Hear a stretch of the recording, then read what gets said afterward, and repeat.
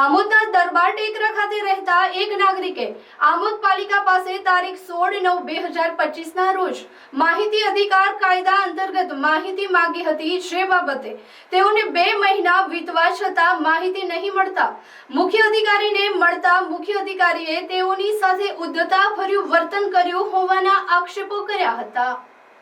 આમોદ નગરના દરબાર ટેકરા ખાતે રહેતા સાજીદ ઇલિયાસ પટેલે ગત તારીખ 16/9/2025 રોજ માહિતી અધિકાર કાયદા અંતર્ગત આમોદ નગરપાલિકામાં આવેલી વેરા વસૂલાત શોપિંગ સેન્ટરની પરવાનગી, ગટર કનેક્શન, આમોદ શોપિંગ સેન્ટર ઉપર લાગેલી સોલાર સિસ્ટમ, મલ્લા તળાવ પાસે બનતા શોપિંગ સેન્ટરની પરમિશન વગેરે વિશે માહિતી માંગી હતી, પરંતુ 2 મહિના વીતવા છતાં અરજદારને માહિતી નહીં મળતા અરજદાર સાજીદ પટેલે પાલિકાના મુખ્ય અધિકારીને રજૂઆત કરવા ગયા હતા, જે અધિકારીએ તેમની સાથે ઉદ્ધતાભર્યું વર્તન કરી તેઓને આગળ અપીલ કરવા જણાવ્યું હોવાનું જાણવા મળ્યું છે।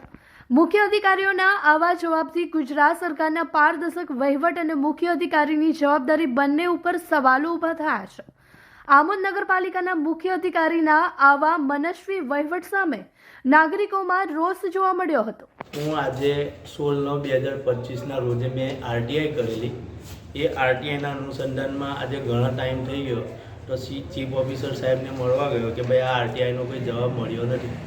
એમણે ડાયરેક્ટ ઉડાવ જવાબ આપીને એવું કીધું કે મારી વિરુદ્ધ જે કંઈ કરવું હોય તે કરી લો, તમને જવાબ અપાય નહીં।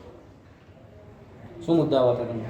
મુદ્દામાં વેરા વસૂલાતની વાતો હતી, ગટર કનેક્શન કેટલા આપ્યા તે હતું, બીજું કે અમુક જગ્યાએ જે પરમિશનો આપી તે કેવી રીતે આપી, કયા ડોક્યુમેન્ટ્સ લીધા એના આધારે પૂછેલ હતી। ને આપણે ત્યાં જે સોલર સિસ્ટમ લગાડેલી છે એ ધડખમ ખર્ચો કર્યા પછી પણ હજી સોલર સિસ્ટમ ચાલુ નથી થઈ, તો આ ખર્ચો શું કામ કર્યો એ બાબતે મારી એ માંગણી હતી કે ભાઈ આમાં શું કરેલું છે તમે લોકોએ પૂછવા માટે મેં આરટીઆઈ કરેલી હતી।